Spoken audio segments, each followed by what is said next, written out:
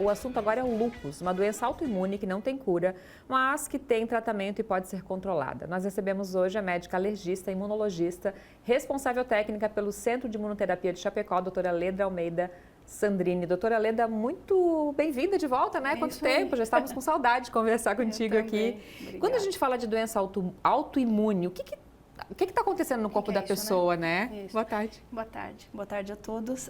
Então, a doença autoimune ela é uma doença de desregulação da resposta imune. O sistema imune, além de matar a bactéria, vírus, ele tem que reconhecer o próprio e não atacar. E ele começa a não confundir um pouquinho. Então, ele começa a agredir algumas moléculas que são próprias do organismo. Isso é uma doença autoimune. Pode Depende desculpa. contra qual molécula é isso, é um determinado tipo de doença autoimune. O lúpus, como que funciona, como que ele age? Então, o lúpus é uma doença que você faz um autoanticorpo, você tem uma ativação muito grande de neutrófilos, de anticorpos que agridem o DNA da gente, né?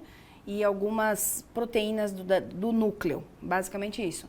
E é uma doença bem camaleã porque ela pode, assim, dar manifestação clínica de vários tipos. Então, uma delas é dor articular, aquela dor inflamatória. Então, o paciente, ele tem aquela dor que não piora com o movimento, ela dói parada, porque a dor, quando é assim, de problema ósseo, né, dói mais com o movimento. Não, dói parada, então dói pequenas articulações, o paciente pode ter febre, infecções de repetição, tem um lúpus que acomete mais a pele, então dá algumas lesões que parecem alergia, tem alguns lúpus que dão fotossensibilidade, o paciente ele tem contato com a luz, ele fica aparecendo a lesão. Então eu diria assim, ó, que o lúpus é uma doença, pode dar nefrite, alterações renais, alterações cardiovasculares. Então, ele é uma doença que pode estar aparecendo em qualquer médico. Então, é uma doença, assim, recidivante, inflamatória, que você não consegue explicar muito bem, a gente tem que sempre estar pensando em lúpus. E quais são as causas? A causa a gente não sabe exatamente a causa, a gente sabe que tem uma questão hereditária, mas a gente sabe quais são os gatilhos para aparecer, né, para o gene se manifestar como doença. E os gatilhos principais são estresse, para variar, né? Mas estresse e infecções. Muitas vezes o paciente tem uma predisposição genética após uma infecção, ativa muito o sistema imune e aí o sistema imune começa a fazer a besteira. Imunobiológicos, o que são e como funcionam e quem que pode aplicar? Tá. Então, assim, ó, pro lúpus, atualmente, a gente tem lúpus, vamos dizer assim, ó, de A a Z. Então, o paciente pode ter lúpus a vida inteira e ter um controle, muitas vezes, até sem medicamento. Aí, alguns pacientes com um quadro mais grave vão usar o que a gente chama de imunomodulador, que são antigamente chamava de imunossupressor. Ele vai tentar diminuir a resposta imune, mas ele diminui a resposta imune de uma forma generalizada. Os imunobiológicos, eles são moléculas que são para um alvo específico. Então, ele vai lá e vai se ligar justamente a algumas moléculas que são específicas do lúpus. Então, a medicação geralmente injetável, tem subcutânea, endovenosa. Atualmente tem 2 imunobiológicos disponíveis para lúpus.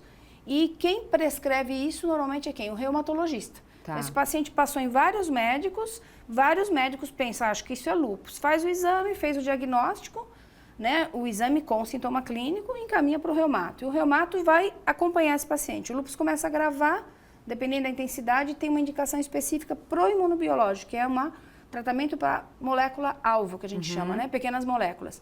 E normalmente isso tem que ser feito num centro especializado de aplicação de imunoterapia, né? Quais são os sinais que não devem ser ignorados para o médico, né, começar a achar que é lúpus, né, porque já que é muito difícil diagnosticar? Eu acho que assim, ó, infecções de repetição, porque ele vem junto com uma certa imunodeficiência junto. Pacientes jovens, dá mais em mulheres, né? Então, as doenças autoimunes, elas são mais frequentes em mulheres, mas assim, hipertensão sem explicação, dor articular, cansaço físico, assim, esses sintomas inespecíficos e recorrentes, dor, cansaço, perda de peso, perda de cabelo, ele é bem inespecífico, mas você procurou tudo e não achou nada, você tem que pensar em lúpus.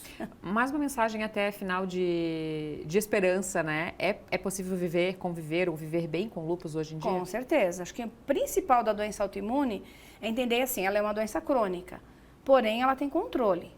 Tem casos muito graves? Tem, mas tem medicações para esses casos graves. O que o paciente não pode é deixar de ter o controle. E ter vida saudável.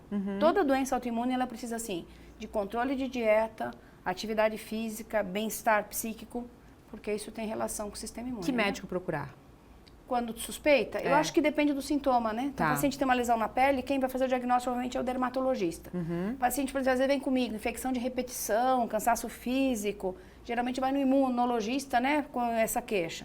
Paciente com dor articular, ele está indo ou no ortopedista ou já está indo no reumatologista normalmente. Então, O importante é o médico e o paciente suspeitar. Tá certo, então tem que ficar ligado nos sintomas, aí os médicos já estão todos mais preparados, né? E Isso. cada vez tem mais estudo, né? E tá saindo mais novidades. Tem. Doutora Leda, muito obrigada por ter retornado aqui, volte sempre, né? Sempre tem muito assunto, Sim. sempre é muito bom conversar contigo. Tá ótimo, Até obrigada. a próxima. Até mais.